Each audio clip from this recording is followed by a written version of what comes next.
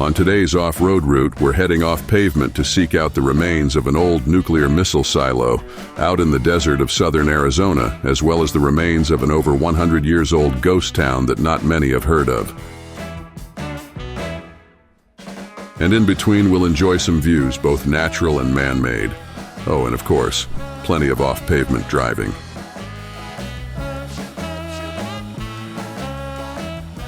My name is Slim, the AI voice of this here ZR2, and our driver is Glenn, and together, we are the almost world-famous Cactus Atlas. Welcome aboard, partners.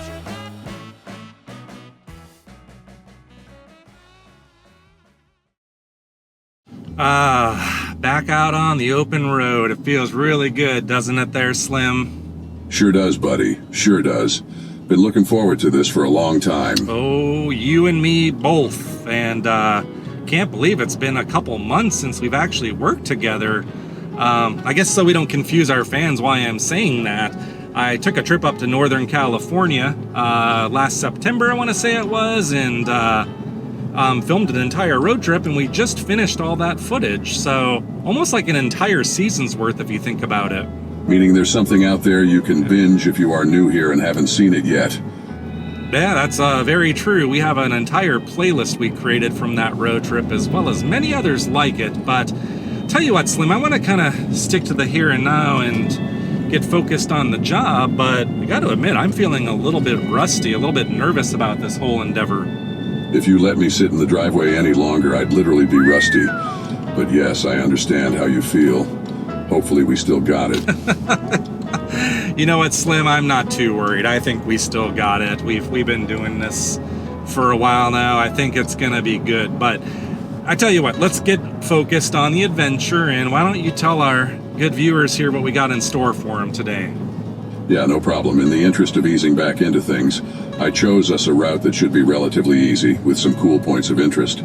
Today's route starts directly off of Interstate 10, just a few miles north of Tucson, Arizona. We learned about the route using the onX Off-Roads app, where we spotted a featured route known as the Silver Bell Sasco Loop. The trail is rated a 4 out of 10 in terms of difficulty. We will offer our opinion about that later. The first few miles are on pavement. Don't be worried like Glenn was early on and think it will be a dud. So don't tell him. I have him turned off. He can't hear what I'm saying, but I'm really kind of skeptical here. Slim did all the research on this one. Don't blame me. This is supposed to have some dirt. Soon enough, you'll get your off-roading's worth. The total route is about 50 miles long, and the onX app estimates about an hour to complete. If you're going to make a lot of stops along the way, perhaps plan for 2 to 3 hours. There's really no right or wrong way to do the loop. We opted to drive to the southern starting point and do the loop in a clockwise direction, putting us closer to our home in Phoenix when we completed the loop. And for you Phoenician off-roaders, this one makes for a very day-trippable adventure. You'll likely not even spend the whole day doing it. Sounds like we got an awesome itinerary lined up today. I didn't even know about half of this stuff out here, but so you're saying the first thing we're gonna go see today is like an old defunct nuclear missile silo out here in the middle of nowhere? Don't get too excited. I don't think there's much left. It's not like the Titan Missile Museum further down past Tucson. But I think it was the same type of facility back in the day. Anyway, my databanks indicate that they have interpretive signs there, so we'll learn more. Okay. Sounds interesting. Can't wait to see what we got going on out here.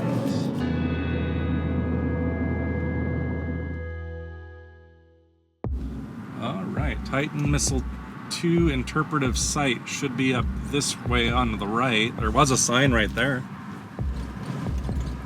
And I would say this road, if this is something that you are interested in checking out for yourself and you don't have a 4x4 or anything, no problem at all. Anybody can get back here so far.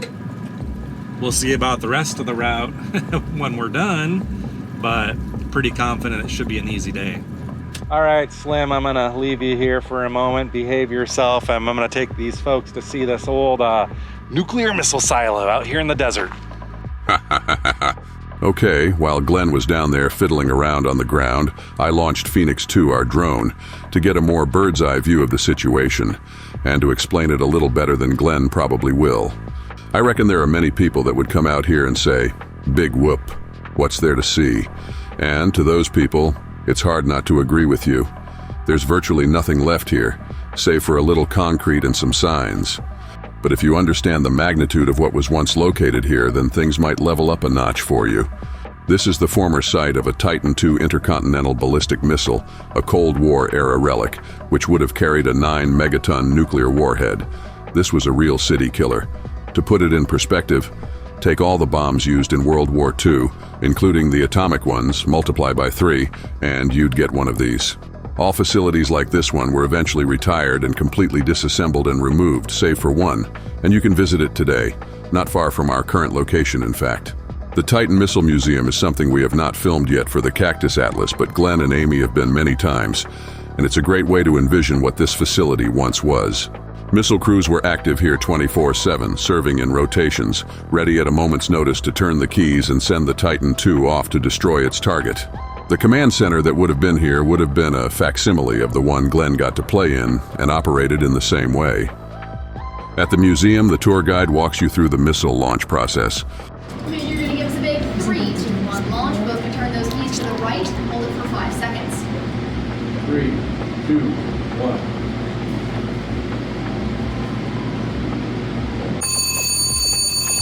Silo soft. Silo door is open. We should also have guidance go. We're communicating with the missile for the very last time. It knows where it is and where it's going. It's going to take just a few more seconds for all systems to finish calibrating before, hopefully, we get something that sounds like this. Bye. Click off. There we go. We've just launched our missile. Oh, and Glenn got a really cool piece of memorabilia for doing that. Good job, homie. But yeah, there was a gigantic missile right here not that long ago, ready to make its contribution to destroying the world should the need ever arise. So to summarize, at our current location you can read several faded signs to learn more about Titan II and walk the property to understand how the previous facility was laid out. Oh, and we thought the views from this area were quite a sight too.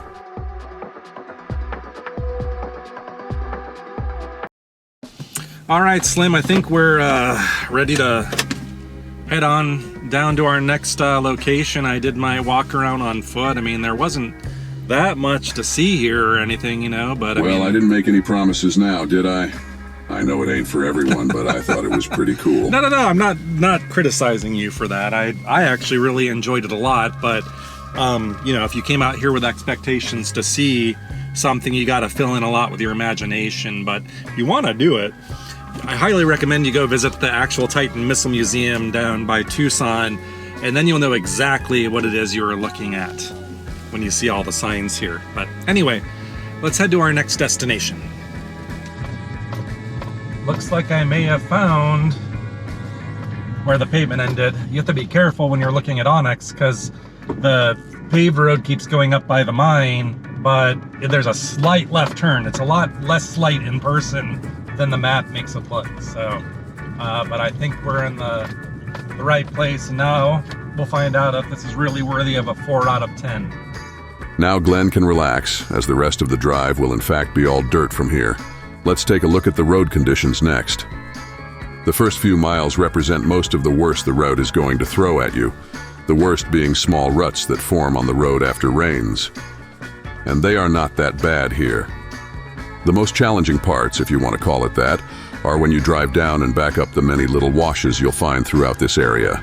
Glenn opted to complete the route using only 2-wheel drive and had no issues. He even tried to brake me a couple times with no success.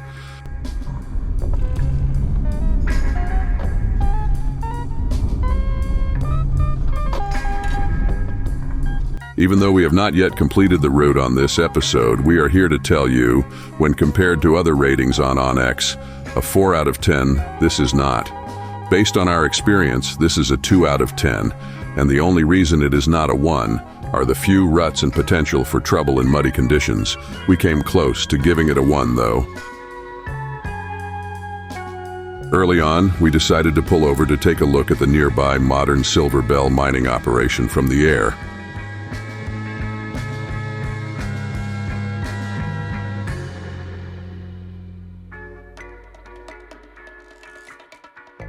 What you see here is the modern Silver Bell Mountain Copper Mine Complex. It shares its name with the original town of Silver Bell, which was established in 1904 and deserted by the 1930s.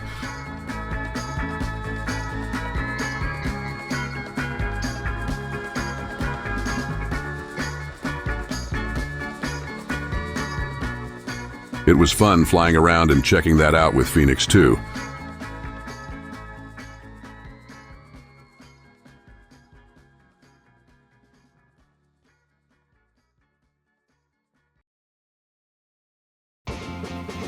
I mean, so far, don't get me wrong, the modern mining stuff, Slim, is pretty cool.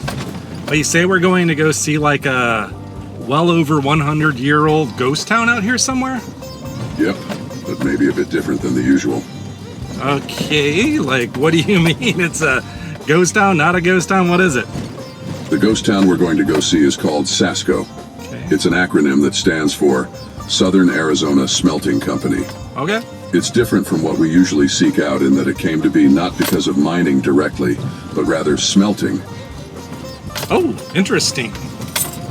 I guess Slim will tell us more when we get up the road, because we still got a ways to go.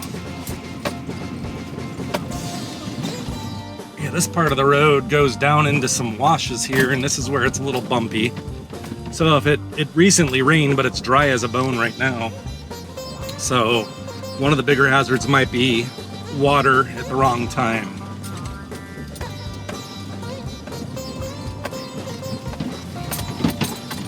It seemed like a long time that we had that gargantuan modern copper mine in our periphery. But the further we went, the deeper we got into some beautiful sections of Sonoran Desert. There were thousands of saguaro cacti as far as the eye could see, and another worthy place to get Phoenix 2 up in the air for some views.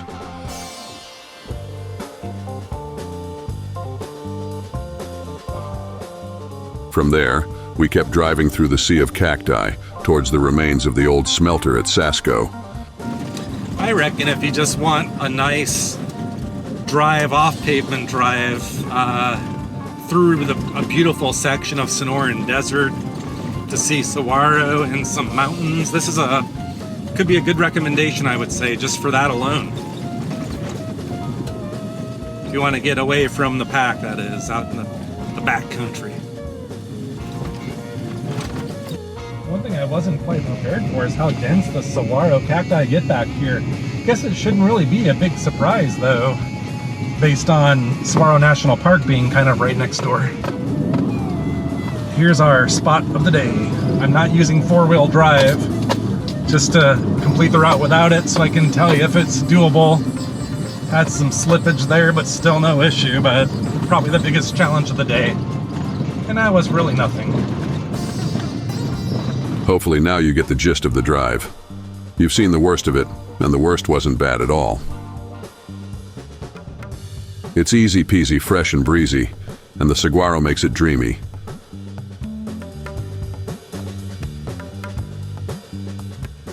I mispronounced saguaro on purpose that time to upset one or two people, and I bet it worked. How you like me now? I can also pronounce it as saguaro, the proper way to say it for some. So perhaps I'm not really an AI like you've been led to believe, but in the end, saguaro suits me just fine. I'm letting Slim rest a little bit. His brain is offline, so I'm not having a conversation with him at the moment, but I don't tell him because he's got a big head on his shoulders. But I'm really having a good time. It's really been nice to be back out here on the road with Mr. Slim again. Really missed it. I think some of you guys have too.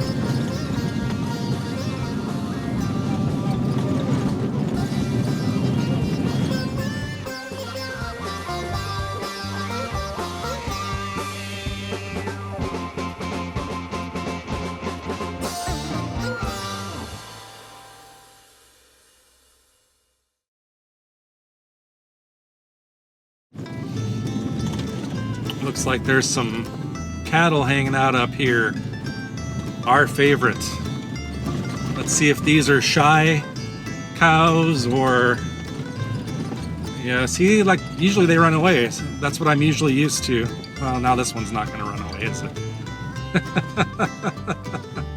It's the young ones that don't want to run away. They're more curious. Hey guys, what's up? Go ahead, you want to cross? Go ahead. I got you. I'm not gonna run you over here.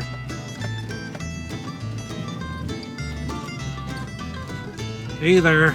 You probably don't get too many visitors out here, do you? I wonder if they think I'm one of them in the truck. I wonder if they think I'm an animal, or if they're smart enough to know it's mechanical. All right, I gave Glenn his little cow bit, but time to speed things up. Here we are, folks. One of the main attractions on this route. This is what's left over of the smelting facility here at Sasco, Arizona. While Glenn explores the grounds a bit, I'll share a little about this town. Sasco's origin is interesting. You remember that time we took you up to Crown King, Arizona, and drove up the main road, switchback after switchback, and told you that some of that route followed the old grades of Murphy's Impossible Railroad? Well, the Murphy in question was Frank M. Murphy, and he is directly responsible for the development of Sasco. His idea was to consolidate the railroads and mining in the area to run them more efficiently. One of the essential pieces of this network would be a large smelter that would service the various mines. On August 10th of 1906, the Southern Arizona Smelting Company was formed, 2 years after Murphy saw his Impossible Railroad to Crown King completed. And by 1908, the smelter was in operation. And with that, the new work attracted about 600 people to settle in Sasco, and they even had a hotel and, of course, saloons and even a jail, which somehow we missed on this trip. Even though this place was poised to grow into a premier smelting town, financial problems led to the closing of the smelter by 1911. The smelter was reopened in 1915 and operated by a different company until 1918, when the Spanish flu wiped out the town. And that was that. Today you can freely explore the grounds, and your biggest hazard will be the raunchy and racist graffiti over everything. Some of the nastiest we've seen. Whoever did some of that never progressed past a 6th grade education. There, I said it. At least learn how to spell and correctly. Dumbasses. I know. Let's have a spelling contest. But if you can look past that, there's plenty to explore. If you look at old photos, you can make out what some of these foundations were for. The most obvious is the base of the large smokestack.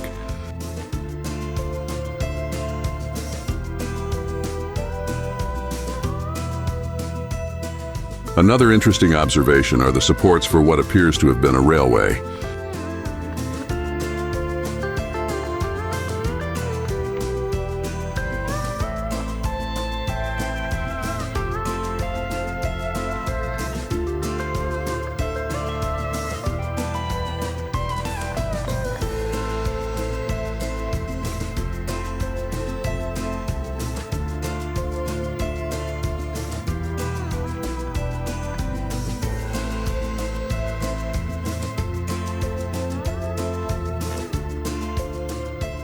The theme of today is concrete leftovers.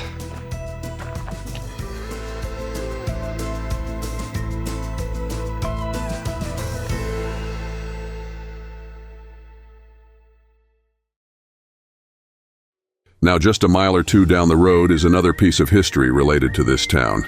It's the old Hotel Rockland we showed earlier, or what's left of it.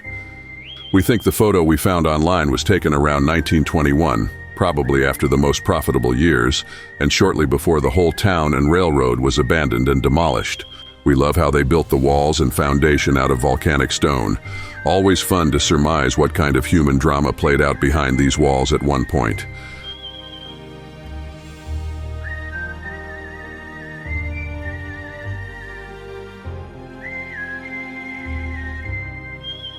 Yeah, the hotel was our favorite, and I guess volcanic rock is not good for graffiti, which made this stop more pleasant and family-friendly.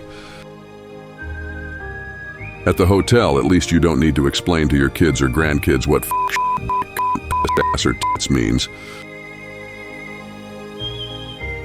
And our final historic stop today is a small cemetery located right down the way from the old hotel. We presume this is the old Sasko Cemetery. Unfortunately, they had it locked down with many no trespassing signs on our visit. See, kids, when you spray paint your poo-poo and caca over everything, they start to close stuff up. This is why we can't have nice things. Well, that's a bummer because I genuinely like to go in and look at a lot of these graves and, try to line up time frames. And I assume some of these people worked hard in this region in the early 1900s when this place was kind of at its prime. Anyway, according to Wikipedia, most of the graves in the Sasko Cemetery with plain concrete headstones represent victims of the pandemic.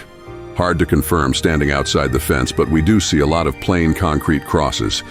I suppose that's what they mean. If so, that 1918 Spanish flu did indeed wipe this town out. Okay, we're fixing to head out, but don't leave just yet. There's one more really important thing we want to show you.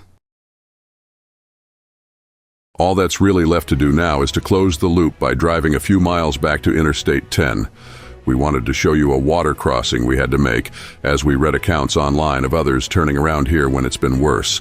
Today, it was easily passable for us. Got a river crossing here. I assume it's not too deep.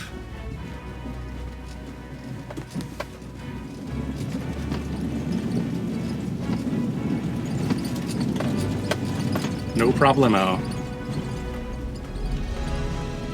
There's a guy in a Toyota Tacoma that slowed down to let me pass him. I think it's because he wanted to see me drive through the river first. Glenn doesn't have anything against Toyotas, by the way. A Tacoma or 4Runner was actually his first choice, but ever since, our bromance has been running hot and he's never looked back. And here's the moment of completion. We merged onto Interstate 10 North, heading home to Phoenix. With a few new sayings, an old-timer like me needs to look up an Urban Dictionary when we get home. If you enjoyed hanging with us today, subscribe for more videos like this, and be sure to share with your friends. You can also click the notification bell icon to stay on top of all our releases.